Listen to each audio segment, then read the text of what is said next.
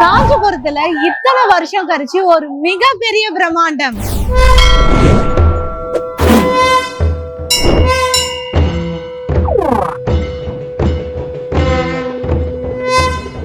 இன்னைக்கு நம்ம எங்க இருக்கோம்னு பாத்தீங்கன்னா காஞ்சிபுரம் ஏழவார் கோயில் ஸ்ரீ ஏகாம்பரேஸ்வரர் திருக்கோவில்ல தான் இருக்கோம். நம்ம எல்லாருக்குமே தெரியும், டிசம்பர் 8 நம்ம காஞ்சிபுரத்துல ஒரு மகா கும்பாபிஷேகம் மிகவும் பிரம்மாண்டமாக நடக்க போகுது. ஸோ ஏகாம்பரேஸ்வரர் திருக்கோவிலை பற்றி நிறைய பேருக்கு நிறைய வரலாறுகள் தெரியும். இந்த காலத்து ஜென்ரேஷனுக்கு ஏற்ற மாதிரி புதுவிதமாக நம்ம இன்னைக்கு இந்த ஏகாம்பரநாதரோட திருக்கோவிலோட வரலாறை இப்போ சொல்ல போகிறோம். நம்ம பார்வதி தேவி விளையாட்டா சிவபெருமானோட கண்ணை மூடியதால தான் இந்த ஏகாம்பரநாதர் கோவில் வந்துச்சுன்னு சொன்னால் நீங்கள் நம்புவீங்களா? ஆமாங்க, அவங்க அந்த தப்பை பண்ணதால தான் அவரோட நெற்றி கண்ணை திறந்து இந்த உலகத்துக்கே அவர் வெளிச்சம் தந்தார்.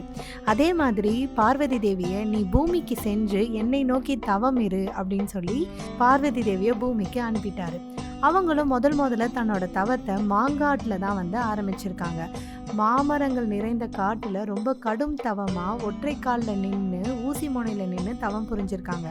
அப்போ சிவபெருமான் தோன்றி, நீ பாலாற்றங்கரையில் போய் என்னை நினச்சி அங்கே ஒரே ஒரு மாமரம் இருக்கும், அங்கே என்னை நினச்சி தவம் இருன்னு சொல்லியிருக்காங்க. அதனால தான் நம்ம பார்வதி தேவி காஞ்சிபுரத்துக்கே வந்திருக்காங்க. அங்கே பாலாற்றங்கரையில் ஒரே ஒரு மாமரம் இருக்கும், அந்த மாமரத்துக்கு கீழே உட்காந்து அவங்க தவத்தை ஸ்டார்ட் பண்ணியிருக்காங்க.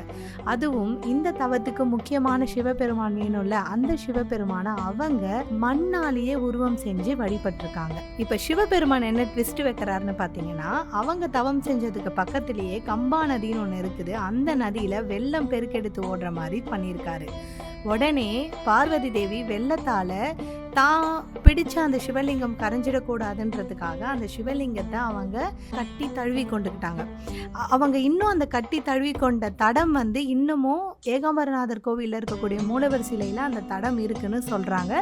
இது நம்பிக்கையான ஒரு விஷயமாகவும் இருக்குது. இதனால தான் அவருக்கு இன்னொரு பெயரான தழுவ குழந்த நாதர்னு சொல்லி நம்ம எல்லாரும் அழைக்கிறோம். பார்வதி தேவி பூஜித்த அந்த மணல் சிவலிங்கம் தான் இப்போ இந்த கோவிலில் மூலஸ்தானமாக இருக்கிறது. அதே மாதிரி அவங்க கட்டி அணைத்ததற்கான தடமும் அந்த மூலஸ்தானத்தில் இருக்கக்கூடிய சிவபெருமான் கிட்ட இருக்குன்றது ஒரு மிகப்பெரிய சிறப்பு. பஞ்சபூத தலங்களில் முதன்மையான பிருத்துவி, அதாவது நிலம் தலம் இந்த கோவில் தான். அதே மாதிரி இந்த கோவிலில் இருக்கக்கூடிய சிவபெருமானுக்கு எந்த ஒரு அபிஷேகங்களும் பண்ணுறதுக்கு கிடையாது. ஒரே ஒரு அபிஷேகம் பார்த்தீங்கன்னா புனுகு, அதை சாத்தி சிவபெருமானுக்கு பூஜிப்பார்கள், அவ்வளோதான். இங்கே அபிஷேகம்லாம் யாருக்கு பண்ணுவாங்கன்னு பார்த்தீங்கன்னா, இந்த கோவிலில் இருக்கக்கூடிய ஆவுடையாருக்கு தான் அபிஷேகங்கள் எல்லாமே நடைபெறும். இது எந்த சிவபெருமான் கோவிலையும் இல்லாத ஒரு மிகப்பெரிய சிறப்பு நம்ம ஏகாம்பரநாதர் திருக்கோவிலில் மட்டும்தான் இருக்கு. இப்போ நம்ம இருக்கிறது என்ன இடம்னு பார்த்தீங்கன்னா, நம்ம காஞ்சிபுரம் ஏகாம்பரநாதர் கோவிலோட ஆயிரங்கால் மண்டபம்.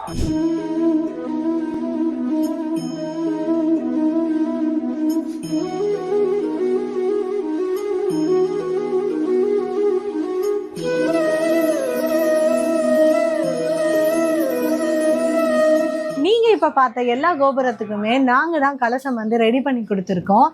அதே மாதிரி பார்த்தீங்கன்னா டிசம்பர் 8 இந்த மகா கும்பாபிஷேகத்தை பார்க்கறதுக்கு எல்லாரும் கண்டிப்பாக நேரில் பாருங்க. அது இல்லாமல் மேலும் கலசங்களை பற்றி நிறைய இன்ஃபர்மேஷன் தெரியணும்னா மேலே இன்ஃபோ கார்டில் வீடியோ கொடுத்துருக்கோம், கண்டிப்பாக மிஸ் பண்ணாமல் பாருங்க. நீங்களும் உங்கள் கோவிலுக்கு இந்த மாதிரி திருப்பணிகள் பண்ணணும்னு நினச்சிங்கன்னா கண்டிப்பாக எங்கள் ராஜ ஆன்மீகத்தை தொடர்பு கொண்டு முழு விவரத்தையும் கேட்டு தெரிஞ்சுக்கோங்க.